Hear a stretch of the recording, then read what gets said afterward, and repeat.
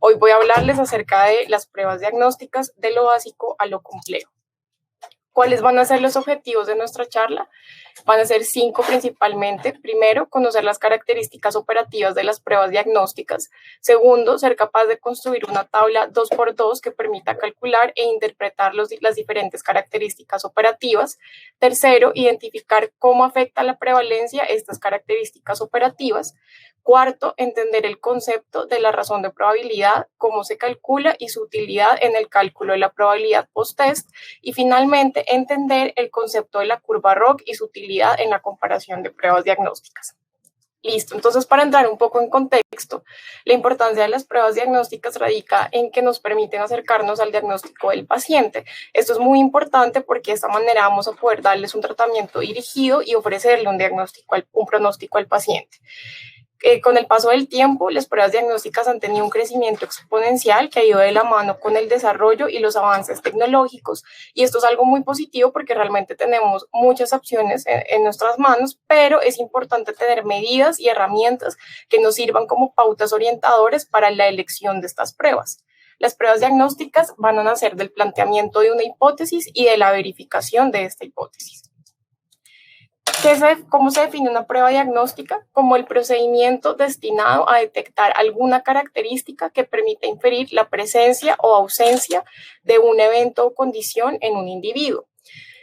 Digamos que su utilidad radica cuando lo que tenemos en la clínica, como por ejemplo la anamnesis y el examen físico, no es suficiente para acercarnos a un diagnóstico. Ahí es cuando pensamos en usar las pruebas diagnósticas. Su resultado se va a utilizar de manera dicotómica, se puede presentar como positivo o negativo, positivo haciendo referencia a los enfermos y negativo haciendo referencia a los sanos o a los pacientes libres de la condición. ¿En qué contexto vamos a utilizar las pruebas diagnósticas? Lo podemos usar como pruebas de tamizaje, como búsqueda activa de casos en pacientes con factores de riesgo, cuando queremos descartar o cuando queremos confirmar un diagnóstico o cuando queremos realizarle un seguimiento a un paciente.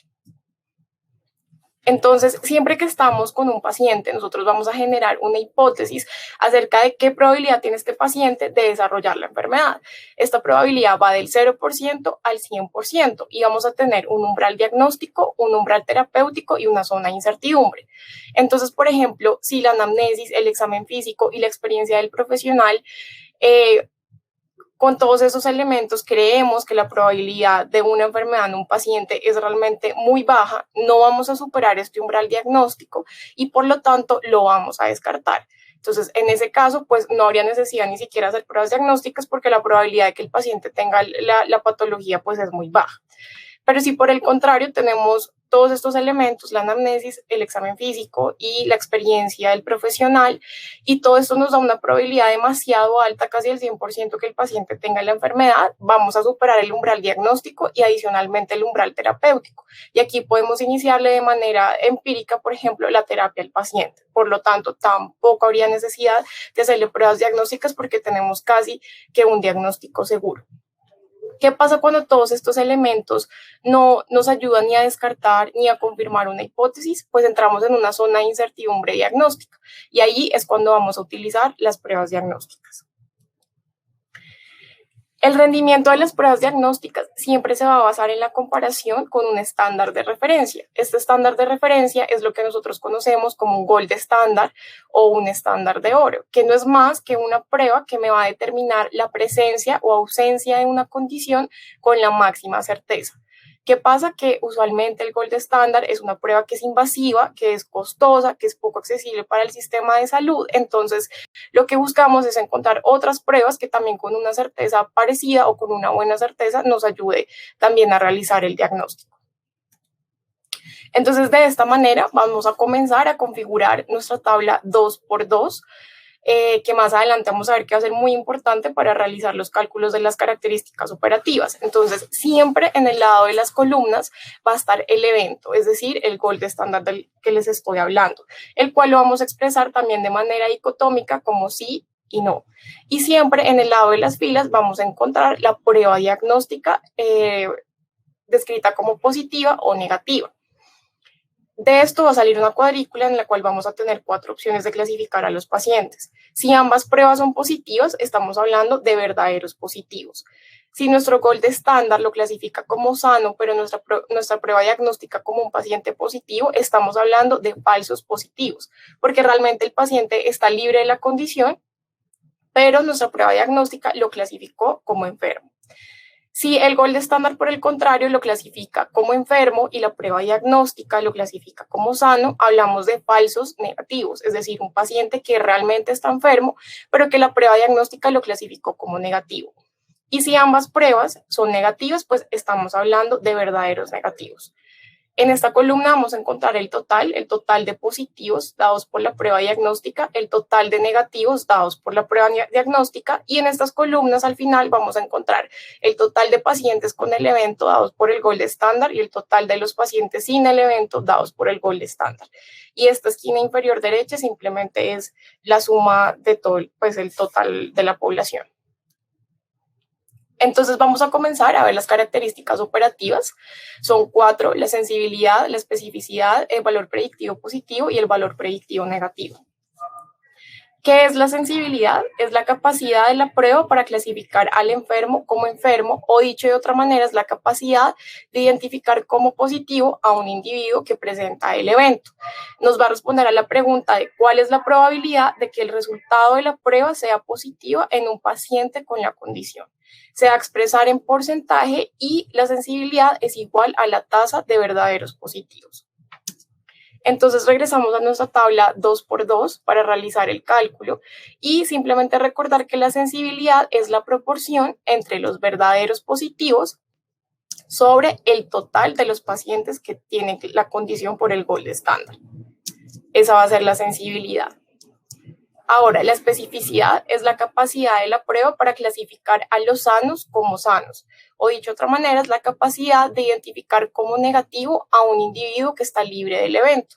También se va a expresar como porcentaje y la especificidad es igual que la tasa de verdaderos negativos.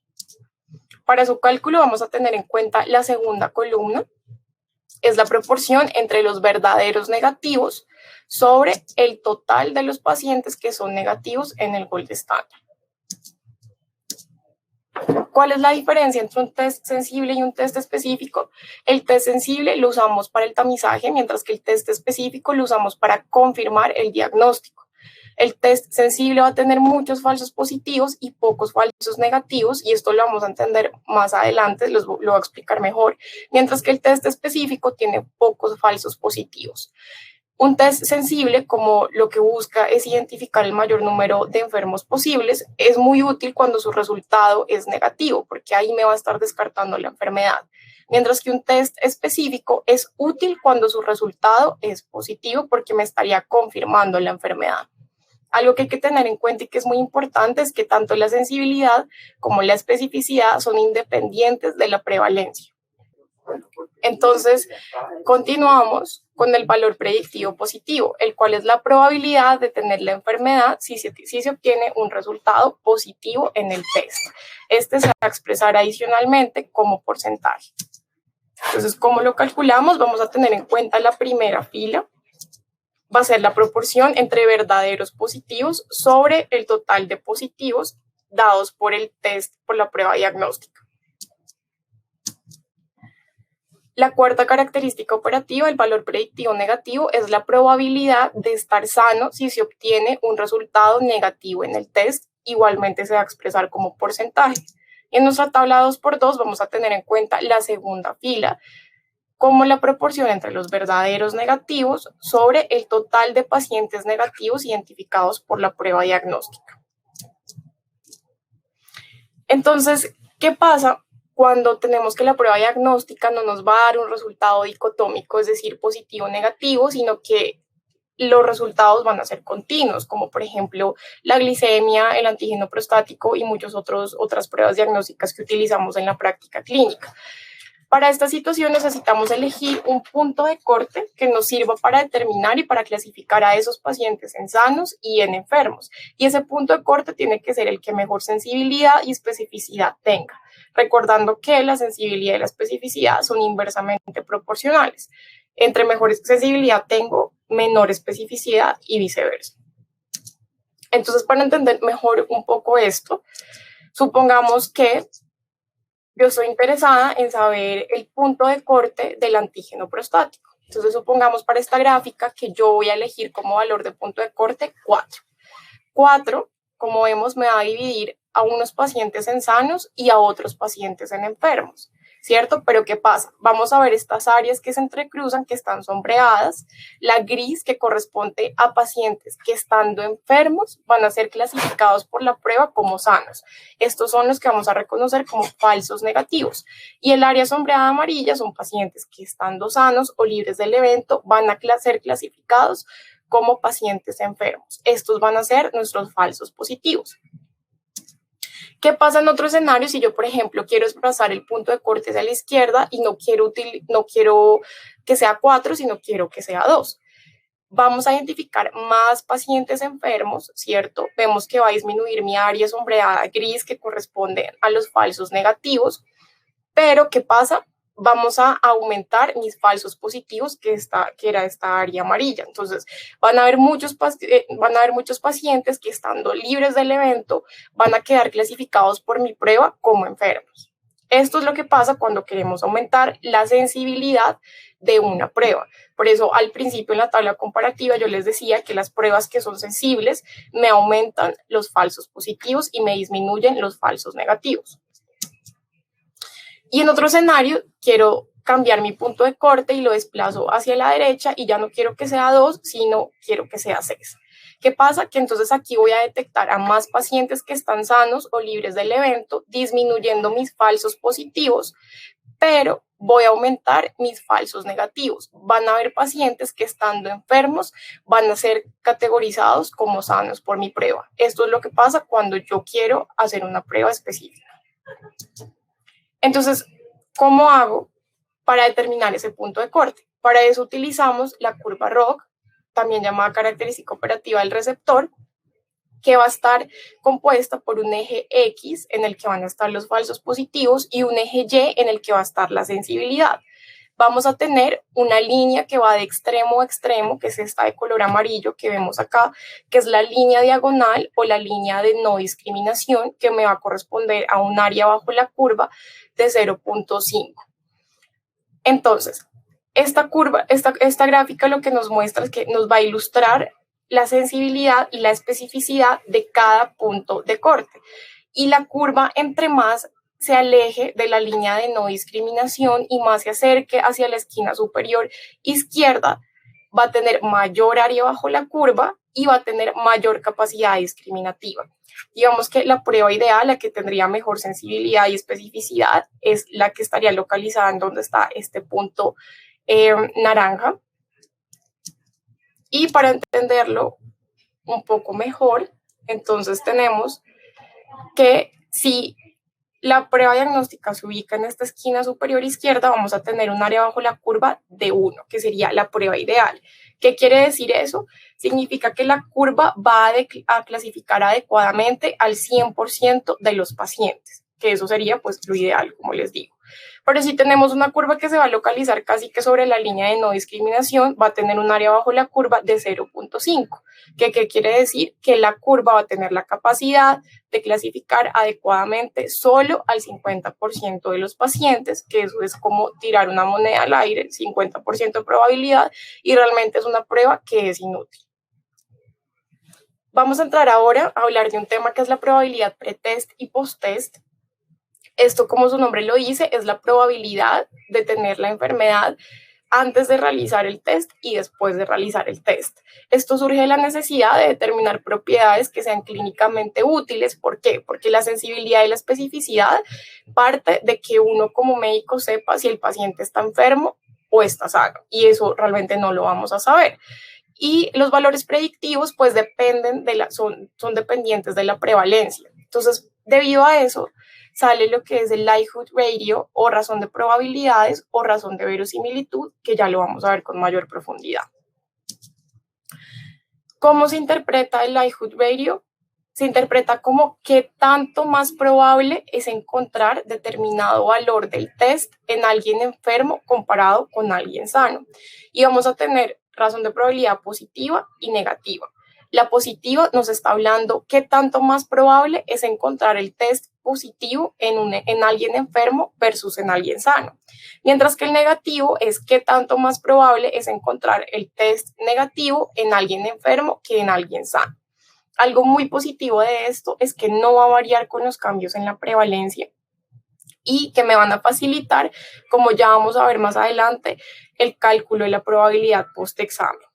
La razón de probabilidad es algo que es muy útil para la práctica y que es muy diciente, pero que lastimosamente los artículos casi no incluyen.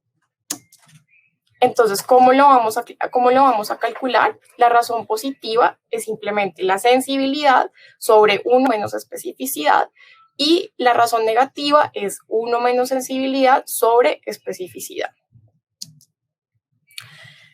La razón de probabilidad nos va a ayudar a realizar algo que es el nomograma de Fagan. Tenemos este esquema que está compuesto por 3 columnas paralelas entre sí, que lo que nos permite es realizar una estimación de la probabilidad post-test, partiendo de la probabilidad post-test y de la razón pretest, y de las razones de probabilidad. Entonces, en la primera columna, ¿qué vamos a encontrar? La probabilidad de tener la enfermedad antes de aplicar la prueba. ¿A qué hace referencia esto? A la prevalencia de la enfermedad. Entonces, lo que hacemos es que ubicamos con un punto la prevalencia de la enfermedad, por ejemplo, acá en 60. Luego nos vamos a la segunda columna, que ahí es donde nosotros vamos a ubicar los valores de las razones de probabilidad, tanto positiva como negativa. Y la tercera columna simplemente va a ser como una prolongación de la línea que vamos a unir entre los puntos. Entonces la prolongamos hasta llegar a la tercera columna y esto nos va a dar la probabilidad post-test de tener la enfermedad. Entonces, ¿cómo se interpretan los resultados? Se interpretan de acuerdo si estamos hablando de una razón de probabilidad positiva o negativa. La positiva, entre más positiva sea el resultado de esa razón de probabilidad, va a ser muchísimo mejor y va a tener mayor utilidad, porque me va a aumentar la probabilidad post-test. Mientras que si estamos hablando de un LR negativo, entre más negativo sea, va a ser mucho mejor. Y esto simplemente nos va a hablar de que va a disminuir la probabilidad post-test. Para el ejemplo, entonces vamos a hacer el nomograma. Tenemos que nuestra prevalencia era el 42%. ¿Cómo lo sacamos? Es el total de los pacientes con el evento sobre el total de la población y nos dio un 42. Entonces ubicamos en la primera columna, en la primera columna 42, lo ubicamos nuestras razones de probabilidad. Nos había dado 3.1 la positiva y nos había dado 0.53 la negativa y simplemente vamos a prolongar las líneas hasta la tercera columna. Entonces nos da una probabilidad post-test positiva del 64%, que lo que nos dice es que el 64% de los pacientes contacto rectal anormal van a tener cáncer de próstata. Y con nuestra razón de probabilidad negativa ubicada en 0.53, vamos a prolongar la línea y esto nos va a dar una probabilidad post-test negativa del 20%, que lo que nos está diciendo es que el 20% de los pacientes con tacto rectal normal tendrán cáncer de próstata. Entonces, vamos a comenzar a hablar acerca de las pruebas múltiples. Esto es algo que es muy frecuente en la práctica médica. ¿Y qué sucede? Pasa que a veces las pruebas diagnósticas no siempre van a tener características operativas satisfactorias. Entonces, lo que uno simplemente hace es como que las junta y hacemos una multiplicación conjunta de las razones de probabilidad para que esto nos vaya a potenciar el rendimiento diagnóstico. Tenemos las pruebas en serie, que se van a realizar una prueba después de la otra si el sujeto sale positivo en la anterior, y vamos a considerar como positivos a los sujetos con resultado positivo en todas las pruebas. Y se considera como negativo a los sujetos que tienen resultado negativo en al menos una prueba. Entonces, supongamos que tenemos un paciente al que le hacemos un tamizaje con antígeno prostático, ¿cierto?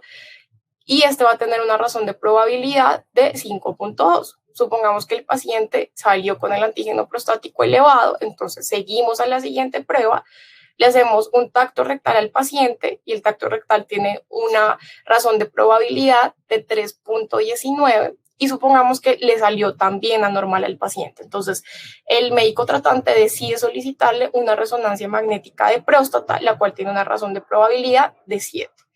Si vemos individualmente, pues estas razones de probabilidad, vemos que su utilidad realmente no es muy buena, pero si la juntamos, que esto es a lo que hacemos referencia con las pruebas múltiples, nos va a dar una razón de probabilidad de 116, es decir, nos potencia mucho más el resultado del rendimiento porque vamos a multiplicar cada uno de los resultados de la razón de probabilidad.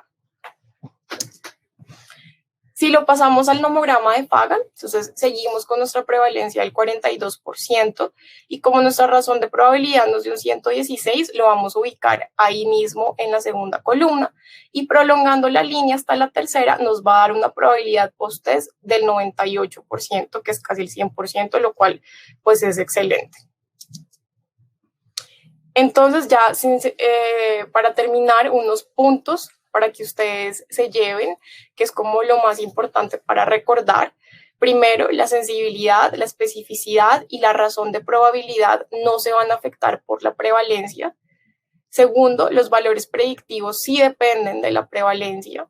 Tercero, la razón de probabilidad nos permite estimar la probabilidad post-test, que es una de sus utilidades más grandes. Cuarto, el uso de la razón de probabilidad en las pruebas múltiples nos va a potenciar el rendimiento diagnóstico.